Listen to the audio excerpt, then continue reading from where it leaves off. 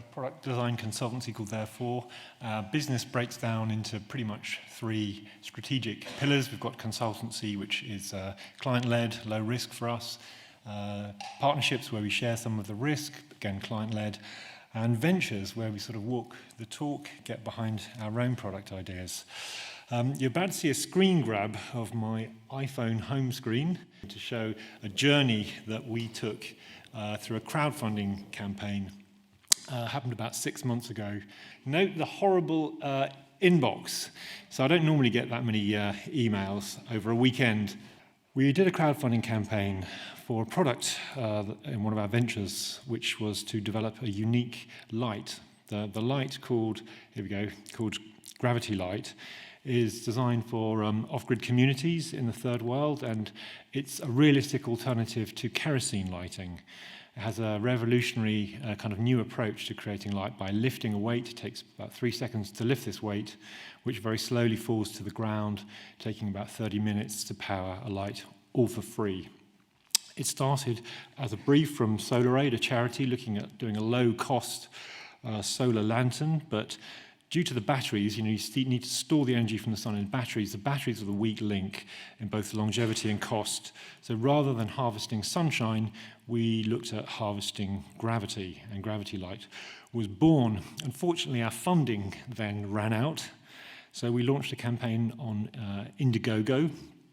We were set about to raise $55,000 for a 1,000-unit trial in multiple sites in the developing world. We ended up raising, as you can see, just shy of $400,000. So how do you engage with the crowd? The upper slide here shows a storyboard for our short movie pitch. Now, the movie is completely critical in a crowdfunding campaign. So we planned it very carefully. We wanted to communicate a whole number of different components, but ultimately it needed to be very blog-friendly. I'll come back to that. So we wanted to show how we could improve life in developing countries by replacing kerosene, which is extremely damaging. We have a safe alternative, and we wanted to show this development journey, showing the real process we go through to successfully kind of execute this light. Well, this is a screen grab from day 4, and by then we'd already hit our target. It's a 40-day campaign. We could see that the get one, donate one model, which we had as a perk, was becoming hugely popular. I think people in the developed world wanted to have one in their shed so they could tell their neighbors and friends how they've contributed to changing the world. Again, beautifully powerful. And then due to the rapid interest on day 4, within Indiegogo, our go-go factor, which you may hear about later, kicked in. So we were then promoted on the site itself. They mailed out our projects to people on their database, and suddenly things started to very quickly escalate. So this is a sort of map of the kind of global exposure we had with real people. These are people who made pledges to our campaign. And it's a fantastically empowering thing, I think, because although crowdfunding platforms are not shops, they do transform consumers potentially into what Alvin Toffler, I think in the 80s, phrased prosumers, proactive consumers. Now, crowdfunding platforms are just so full of projects. It felt a bit, when we started the campaign, it's like entering a huge library and slipping your beautiful self-published book into the shelves and hoping people would read it. Well, of course, that's not possible. You really have to drive traffic to your own site. So we engaged heavily in social media. So when this guy, you might have heard of him, when he tweeted about our campaign just after Christmas, we were then suddenly exposed to his 10 million followers.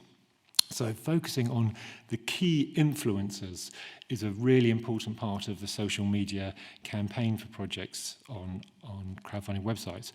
Now, of course, every time we got featured, our exposure sort of escalated up and up and up. So if you see there on the left, that's it's probably a bit small, but millions of people, and obviously time on the bottom axis. So by the time Bill Gates tweeted about us, over Christmas period, we then were exposed, a cumulative exposure of like 24 million people, so rather successful. But it did lead us to change our strategy for the project, because initially it was a small focused trial in the developing world, and now we had literally thousands of lights to fulfill. So we decided to delay our original launch date because we wanted to make the light as good as it could possibly be in the time. And then we were very open to our contributors about the delay. Now, the delay received, well, let's say, a mixed response. And equally, we found this throughout the whole campaign. So at the very beginning, someone posted it's a scam. This light couldn't possibly work. It wasn't physically possible. And rather than jumping in, we let it self-regulate. Someone then posted some calculations, and it was actually, if you can keep cool, it was really good. Another part of our campaign was to reach out to find companies that already operate in the developing world. This is actually one of our guys, technical director, who's out in Sri Lanka trying to connect with partners who know the local markets for the trials. We now have 48 trials going on over 25 countries. This is the final light which we'll be trialing. It has some intrinsic extra resilience, it's shockproof, it shows when it's overloaded. So pre-crowdfunding, we had this sort of simple conceptual question, is this light attractive in the developing world? And now with this funding and the great enthusiasm behind it, we know it is, but actually how attractive. So in essence, we are a startup. There's huge challenges ahead. How do we reach these around 2 billion people who still use kerosene? Obviously, we need funding to try to scale our project out to reach these people. We need to find local distribution networks to get lights to people. We need people who know how to operate and attach to these kind of people to be able to also spread the word so we can communicate what we're doing with this project. And actually, to really make a difference to these communities, we have to make this light incredibly cheaply. They can't be expected to pay more than $10 for this. Again, a key challenge. So we know that as more products coming into the market requiring less power, that's a trend, less power to run them. We're looking at innovative ways within our company to power and charge them in sort of simple ways. So we've created this company, Deciwatt. Go to our website, deciwatt.org, to see what we're doing.